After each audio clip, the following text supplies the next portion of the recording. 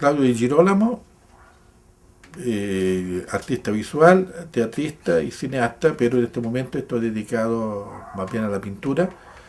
Y bueno, tengo 60 y tantos años de teatro y varios más también de pintura, etcétera. Y resulta que soy un agradecido de la vida porque hago lo que me gusta y he vivido siempre haciendo lo que me gusta, pasándolo mal a veces, sin mucha plata, pero viviendo lo que yo quiero vivir. Esta pregunta se la han hecho millones de veces. Su doble identidad ítalo-chilena, usted llegó acá al año 48. ¿Cómo tiene ya resuelto ese tema? Mira, nosotros llegamos prácticamente a acabar la Segunda Guerra Mundial, porque la guerra terminó en el 45 y nosotros llegamos el 48, en julio del 48. Y como me gusta decir a mí, inmigrante en mejor sentido de la palabra, porque sin problema político ni nada, sino que por hambre. Entonces fue después de la Segunda Guerra Mundial. Imagínate, mi papá artista, todo artista, no había que comer. Entonces vendimos la poca cosa que teníamos y nos venimos a Chile. Muy largo sería explicar por qué Chile no es otra cosa, pero en fin, eso son ya más anécdotas. Pero llegamos a Chile, pero inmediatamente nos enganchamos, por suerte, con la Universidad Católica, con la Facultad de Arquitectura. Entonces empezamos a trabajar ahí, alguna cosa. Vittorio se ingresó a la facultad también porque tenía algunos exámenes pendientes. Pero estuvimos prácticamente hasta el 51, que yo ingresé al teatro de ensayo. Porque yo había conocido en Italia a Fernando de Besa, que fue el director del teatro de ensayo junto con Pedro Morteiro, y cuando tenía una beca en Italia de estudio, y no, me conoció cuando yo ya habíamos decidido de venir a Chile.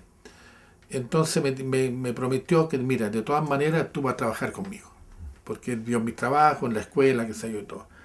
Y de hecho, llegué el 48, el 51 ya era escenógrafo de planta del teatro de ensayo. Que era algo que ya había estudiado en Roma. En Roma, claro, había estudiado escenografía en la Escuela de Bellas Artes. Entonces, de ahí me retiré, después hice varias escenografías, prácticamente hice cada año 3 o 4 escenografías. En el 1956 me retiré para irme a Lictus, que recién estaba formado, y qué sé yo, y ya estaba la Mónica Echeverría, la Paz Raza, toda esta gente ya estaba, y yo entré después con Jorge Díaz, prácticamente el año siguiente. Y de ahí hasta el 86 seguido estuve en el Ictus. Empecé con escenografía, seguí con dirección teatral y después me metí también en el comité creativo de dramaturgia, que después seguí escribiendo teatro también después de que salirme del Ictus.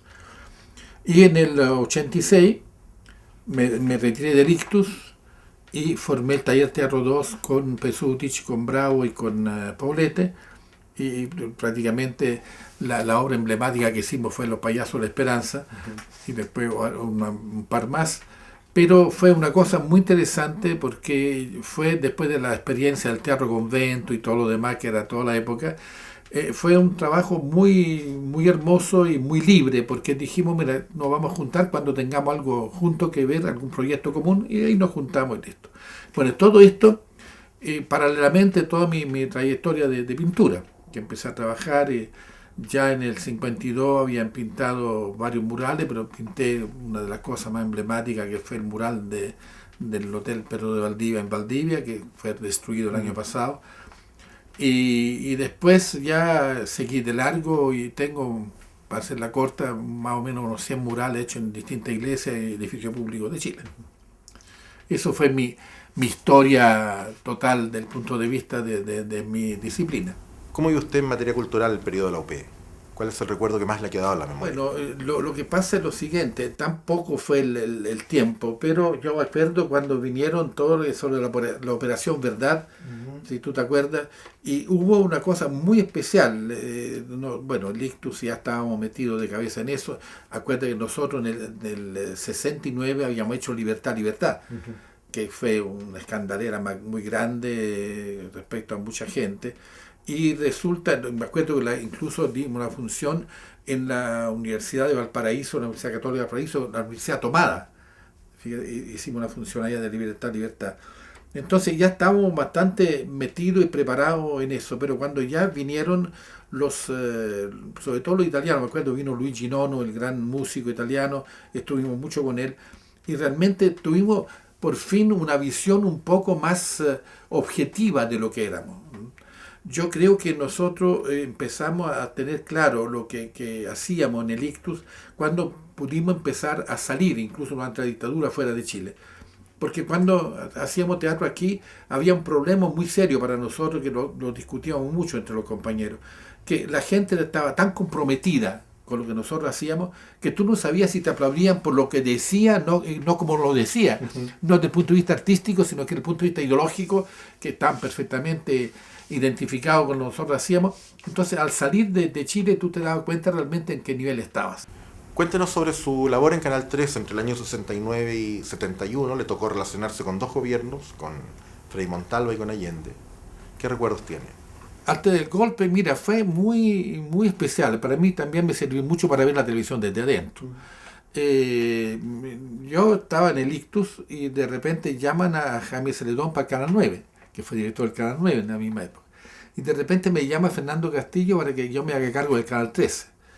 Entonces le dije, mira, yo estuve en el canal, yo trabajaba en el canal, era escenógrafo del canal, etcétera.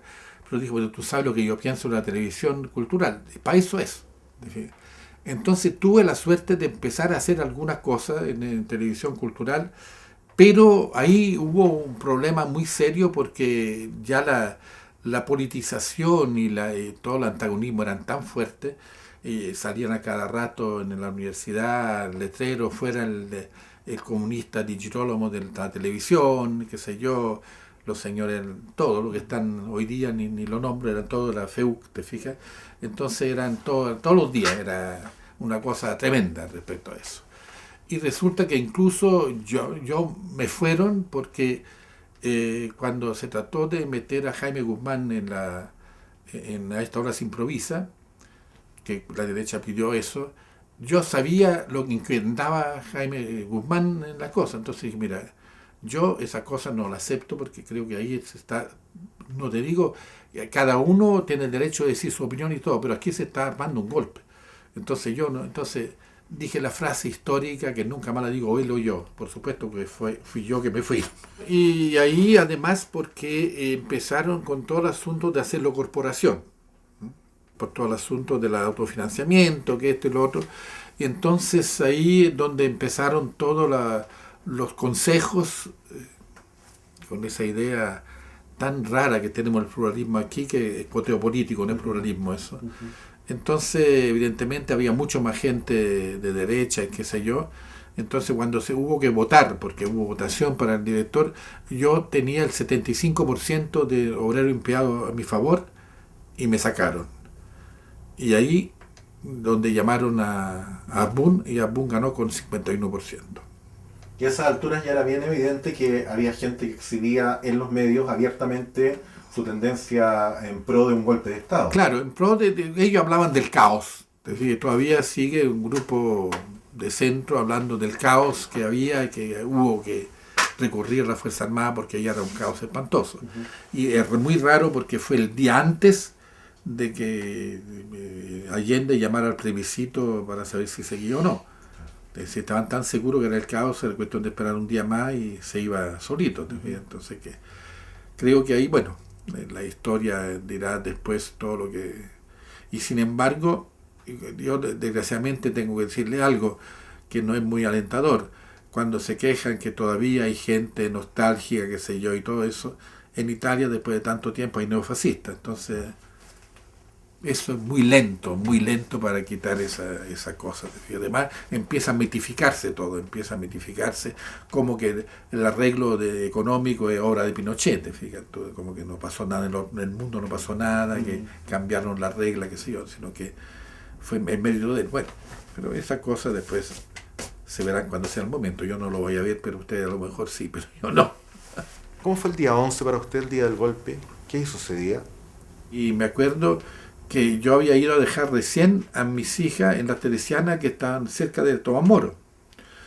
Y de ahí me fui al Canal 9, donde estábamos grabando el Canal 9, que estaba tomado por la gente del MIR. Y llegamos, y allí empezamos a oír los bombazos, qué sé yo. Me volví inmediatamente a la casa, evidentemente estaba cerrado ahí. Y me fui al tiro a buscar a mis hijas y llegué un poco antes de las 11 de la mañana, cuando empezó el bombardeo de Tomás Moro. Y quedamos todo el día aquí, me acuerdo, y fue muy impactante eso, que muy poca gente se lo recuerda, que era un día como este prácticamente, y de repente a las 12 y tanto empieza a llover, no paró más de llover todo el día. Entonces, como cambió una cosa, pero tremenda, fue una cosa, una señal muy, muy especial. Y bueno, y ahí me acuerdo para ver también la parte más, más positiva. Nosotros, me acuerdo, en el Ictus estuvimos 2 o 3 días, creo que con toque de queda, que no se podía salir de la casa. En cuanto se pudo salir, pusieron el toque a las 6 o las 7 de la tarde. Y resulta que nosotros decíamos función a las 3 de la tarde con entre noche y un sábado. Y se llenaba el teatro. O sea, la gente iba justo antes del toque. Antes del toque. Para salir después y llegar a la casa a tiempo. Esa obra fue una cosa impresionante, lo que pasó con esa obra. Bueno, ahí se debe a que Pato Contreras se quedó después en la gira que se hizo en el 74 a Buenos Aires, se quedó allá y tuvo un gran éxito, como decía. Un gran éxito en cine y en teatro. En cine y en teatro en Buenos Aires. Claro. ¿Cómo se enteró de la muerte del presidente Allende? ¿Cuándo lo supo? Ese mismo día por radio. Por radio. Por radio. Estaba ya en familia. Por radio, claro, estábamos pegados a la radio, imagínate todo, chupando la radio, así, era una cosa impresionante. Era la única cosa, a pesar de que sabíamos que estaba todo en manos de toda la gente. Bueno, Radio Magallanes siguió bastante en la mañana, pero después se la silenciaron, así que no había nada que oír sino ellos.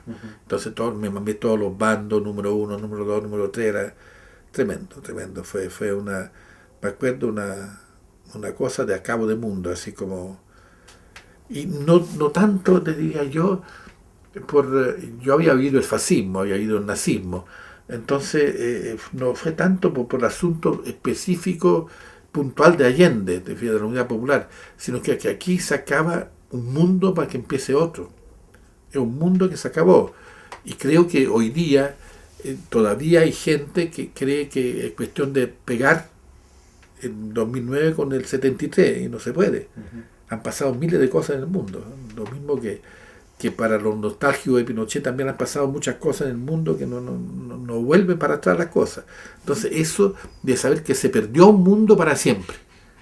Fíjate que no, por mucho que tú lo puedas recordar, pero no. Y tantos amigos que tú no sabías que estaba pasando con ellos. Y empezaron a llegar a la casa los paquetes, que te llamaban por teléfono. Me llegó un paquete del sur, ¿puedo llevarlo para la casa?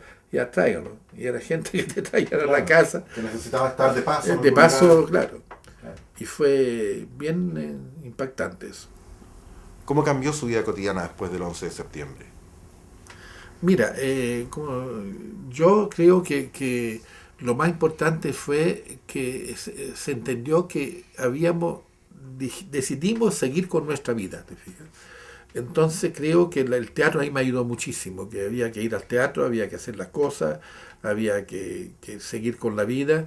Es evidente que imagínate tú todo lo previo a la obra o al ensayo, era quien llevaron preso, que hicieron esto, dónde está el otro, desapareció fulano, se supo inmediatamente lo de Víctor Jara. Es decir, había una serie de cosas que lo hacían, pero lo más doloroso del mundo, pero había que seguir adelante. Y creo que eso nos salvó un poco, eso de estar metido sin dejarse morir. Y dejarse morir, como te decía, no es tanto personalmente, sino que eso de sentir que el mundo iba a cambiar para siempre.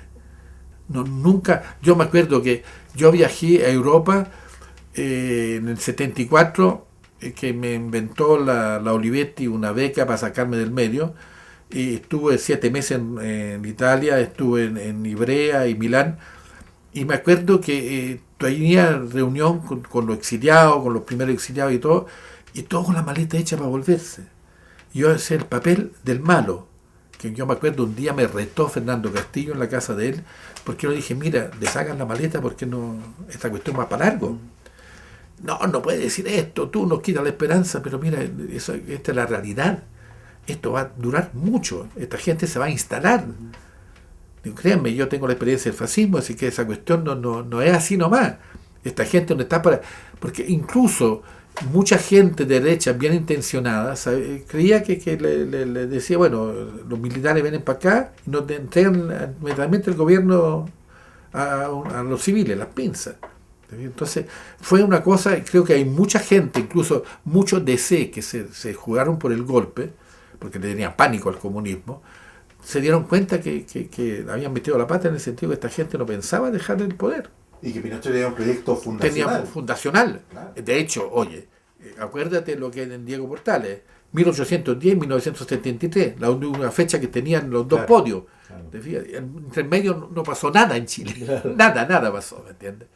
Entonces, en ese aspecto, todas las obras, que se las 43 horas de que tú hablas, digamos, no era, lo que quiero decirte, no era condicio sine qua non que fueran críticas al régimen, sino que yo digo siempre, no hicimos crítica al régimen, hicimos cosas que promovía la democracia, que promovía la libertad, que promovía la independencia de pensamiento, que promovía no seguir siendo borrego y creernos todo lo que nos decían. Entonces, en ese aspecto, y cuando empezamos en el 78 con la productora de televisión alternativa, que siempre me gustó decir alternativa, no alternativa, fue por eso, que la gente viera lo que pasaba realmente.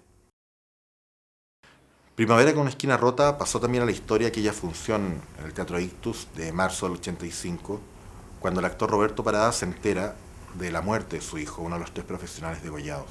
Cuéntenos cómo se vivió aquella tarde en el Ictus. ¿Qué pasó? Es donde se revuelve todo.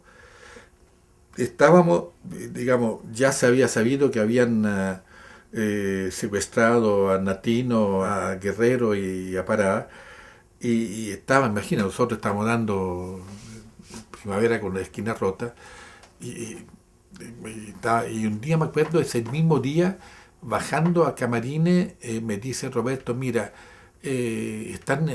parece que encontraron unos cuerpos y están averiguando, pero parece una chaqueta que parece que es la de José Manuel.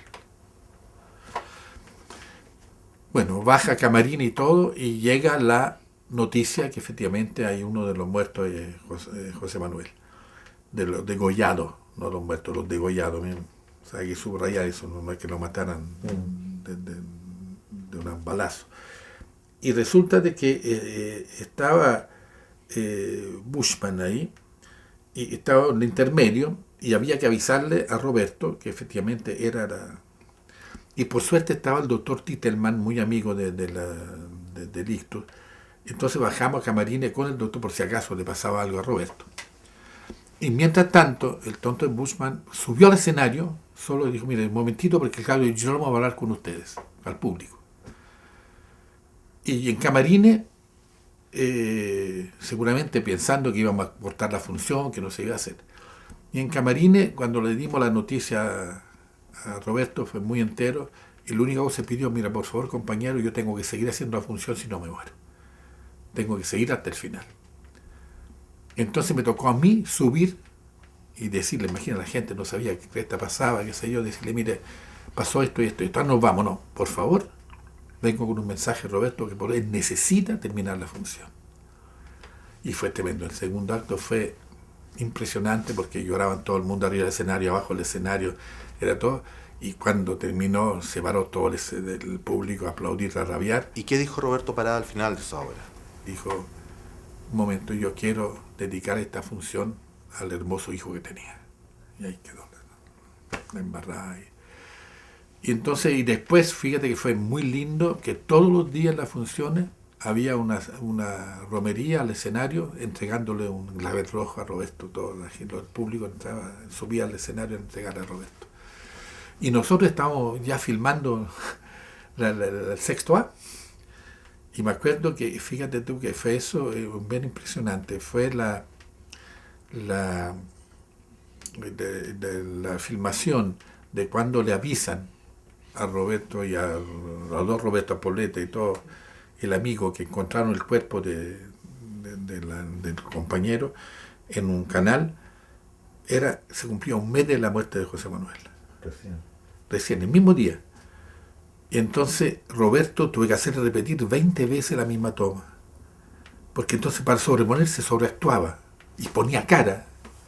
Y Roberto Poblete me dice, Claudio, por favor, yo no doy más. Para esta cuestión. No, tienes que sacar la escena.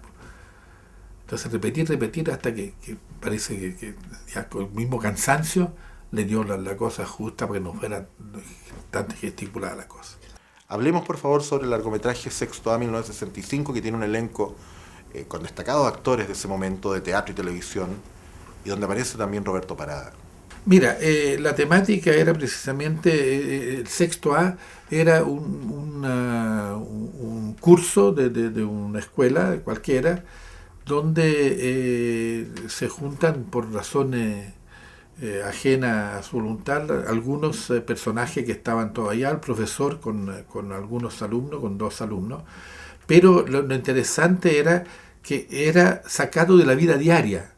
Es decir, yo me acuerdo que cuando se filmó el hecho, bueno, tú lo viste, empieza con el tipo que está por salir al exilio, tratando de escapar porque se supone que un tipo lo están buscando los aparatos de seguridad, y en el aeropuerto lo secuestran delante del profesor. El otro alcanza a decirle, avise por favor a mi mujer que vive en Valparaíso, nada más que eso. Y de ahí empieza el vía crucis del viejo con el otro para buscar a la mujer. Pero me acuerdo que lo grabamos eso en plena dictadura en Pudahuel. Y nos dejaron hacer, porque inventábamos que era todo un spot de televisión, un spot publicitario, porque había salido recién Cómprate un auto perico, lo que habíamos hecho con Nissim Sharim. Que fue un gran éxito. Entonces Nissim Sharim estaba, y como estaba él también. Entonces me acuerdo que yo le dije, mira, aquí, además esto nos sirve a nosotros para demostrar una cosa, porque al comienzo fue muy brutal la represión. Después fue tan puntual y tan precisa que podríamos estar los 4 de los 5 aquí y de repente te llaman a ti y tú sales para afuera y no vuelves más. Los videos del ictus eran muy esperados, me acuerdo, tanto en Santiago como en provincia, tanto las películas de ficción como los documentales. Hablemos de algunos de ellos, por ejemplo, Vivienda y Familia Popular, una encuesta y el 18 de los García. Pasemos por ahí un ratito. Mira, una encuesta, porque imagínate, yo fui director de un canal de televisión en el año 69, cuando la televisión estaba en manos solo de las universidades, porque por ley decía que tenía que estar en manos de las universidades porque eran las únicas instituciones que garantizaban el carácter cultural de la televisión. Entonces imagínate lo que era la televisión hoy día y basta con esa. Entonces nosotros sentimos que había que hacer algo respecto a una encuesta, respecto a lo que pasaba en televisión. Y nosotros decíamos, el Chile verdadero no está en televisión. Entonces, y también ver un poco qué opinaba la gente de televisión. Y creo que nos llevamos un chasco muy tremendo. Porque cuando tú bajabas más en los estratos populares, y más la gente estaba fascinada con la tele.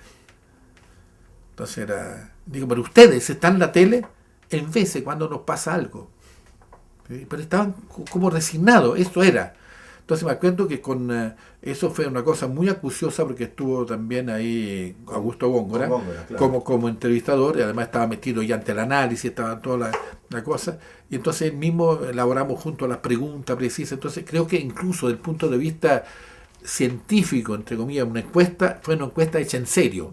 No una encuesta para decir que digan las cosas que nosotros queremos que digan, ¿me entiendes? Entonces fue para nosotros muy importante porque además, como estábamos recién saliendo con esta idea de la televisión alternativa, tenemos que ver también con qué público íbamos a contar y qué tipo de público era.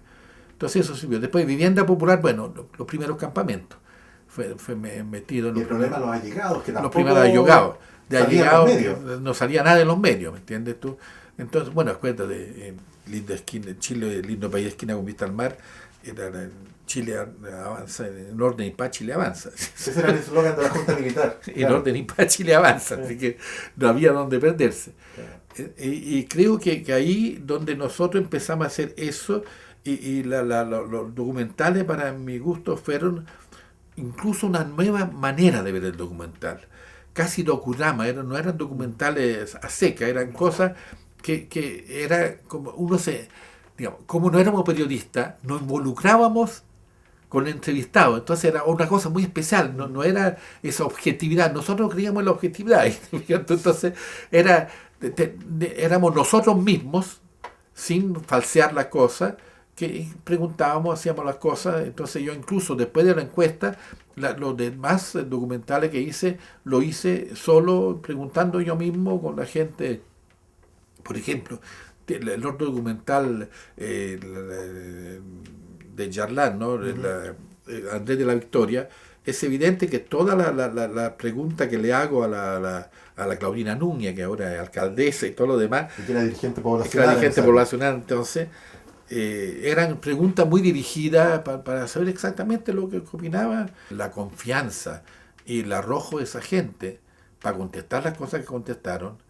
Es decir, para uno por último tenía un paraguas más o menos. Te fijas tú que siendo artista lo pensaban 10 veces, porque cuando empezó todo el asunto, acuérdate de la AAA, que empezaron a fregar la paciencia y con el ICIM, con toda la gente de la lista famosa de los amenazados. ¿Qué significó después el apoyo de artistas a nivel internacional? Se armó una cosa buena. Entonces, pero esta gente que te contestaba no eran ni Giromo, ni Sharim, ni nada. Eran Soto, Pérez, qué sé yo, y estaban en la población y si pasaba algo, le llegaba a ellos. Y cuando eran sacerdotes extranjeros los expulsaban. Etcétera, ¿me entiendes? Y yo me acuerdo que nosotros nos siguieron mucho la DINA porque se nos ocurrió entregar al fiscal que estaba para el asunto de la muerte de Yarlán el video, porque nosotros hicimos una cosa de loco, esa cosa por suerte hicimos, porque la pared de la casa de los curas era de ese tipo doble, así con madera, y los pilares al medio de madera. Entonces la bala entró por una pared, salió de la otra. Entonces tú tenías perfectamente la dirección de la bala. Entonces agarramos un hilo, lo tiramos y llegamos dejándolo al medio del hoyo, de los dos hoyos, y llegamos justo a la esquina de donde habían disparado los pacos. Eso era un peritaje policial en el fondo. Claro, en el fondo. Claro. Entonces, incluso se vio claramente como de repente había una muesca en uno de los árboles que estaba justo en la trayectoria. Entonces eso lo entregamos porque él decía que habían disparado a otra al aire, habían hecho otra cosa, eran la misma gente que había disparado, y ahí se demostró claramente que era justo donde estaba el piquete de carabineros que estaba atrás. Usted es un hombre católico, ¿cómo evalúa el papel que jugó en la Iglesia después del golpe y los años posteriores? Realmente creo que fue la época de esplendor de la Iglesia Católica chilena. Es decir, se jugó entera por los más desposeídos y nunca preguntó si eran comunistas o no eran comunistas ni nada, sino que era... y ahí tuvimos el gran hombre que fue el cardenal Silva Enrique, que realmente fue el pilar ahí de la cosa. Y bueno, tuve la suerte de estar ahí desde el año 76, que se formó, incluso antes con el Comité Pro Paz, del 73 para adelante estuve en el Comité Pro Paz, y después en la vicaría. Mi mujer se metió en la vicaría en cuanto se formó y salió cuando terminó la vicaría, del 76 hasta el 92, por ahí. Y realmente fue una época que para mí, como católico y como creyente, fue la época mejor donde pude averiguar realmente si éramos consecuentes con lo que decía el Evangelio, qué sé yo. Entonces, creo que esa parte también fue un ejemplo para mucha gente, y con el respeto que tuvieron todos, moros y cristianos, para la jerarquía de la Iglesia, que se jugó entera. Bueno, después llegaron otros momentos, otros vientos, y se cambiaron obispos, se cambiaron todo, pero en ese momento había gente pero muy jugada, Aristía, Hurtón, el propio cardenal Silva Enrique.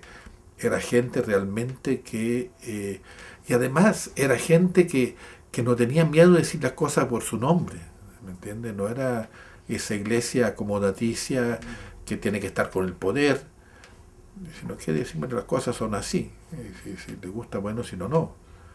Entonces yo creo que fue para mi gusto uno de los momentos donde se puso a prueba la iglesia y salió bien parada. Cuando termina la dictadura y empieza la transición democrática, termina también este doble hablar que había en los medios, esta cosa tipo Orwell. Los confusos incidentes pasan a llamarse asesinatos, los presuntos desaparecidos pasan a ser desaparecidos, los apremios legítimos se empiezan a llamar torturas. ¿Cómo vivió este periodo, este cambio cultural? Mira, yo creo que ahí habría que definir bien una cosa. Eh, Siento yo que al llegar la democracia eh, fue evidente una cosa, ¿no es cierto? Después de tantos años de conculcación de libertad y todo, incluso de demanda no solucionada o no escuchada, se tiró toda la parrilla del punto de vista de la demanda, sin saber claramente que había que rehacer un país. Que mucha gente creía que no había pasado nada. Mucha gente creía que sí, pero no tanto. Sí, hay gente todavía que te dice que no fue para tanto. Hay gente que dice que el holocausto no existió, una exageración. Entonces imagínate, con Chile. Siento que ahí fue donde el momento de inflexión más fregado para el arte. Porque fue, digamos, teniendo un enemigo, era muy fácil estar todos juntos. Pasado el enemigo, ya cada uno para su lado, y rascándose con sus uñas. Porque si una cosa logró Pinochet, yo creo que ganó Pinochet, es el tejido social absolutamente deshecho. Y instalar la idea y el valor del miedo y de la desconfianza. Todo está... Porque cuando tú lo piensas, nosotros vivimos en guetos durante la dictadura. Vivimos, como me gusta decir a mí, estando con la GCU, la gente como uno nomás. Porque la otra, si veía una cara nueva, no te atrevía y le hacía seña a otro, mira, cuidado, no digáis tantas cosas, porque... Entonces, eso de sembrar la desconfianza para mí fue lo peor. Y todavía no se pasa, todavía no pasa. Y eso fue un cambio cultural que sí superó cultural, y en un sentido negativo. Negativo, ¿me entiendes? Entonces, cambio cultural. Ahora, por otro lado, hay una chiva que yo quiero, me van a perdonar, tomó toda la oportunidad para el famoso apagón cultural. No hubo apagón cultural. Nosotros nos sacamos la recresta adentro del país para que no hubiera apagón cultural. Apagón cultural porque la gente no compraba arte, porque la gente no leía libros, pero nosotros seguimos haciendo arte, ¿me entiendes? No hicimos panfletos, no hicimos arte al servicio de algún partido político, hicimos arte.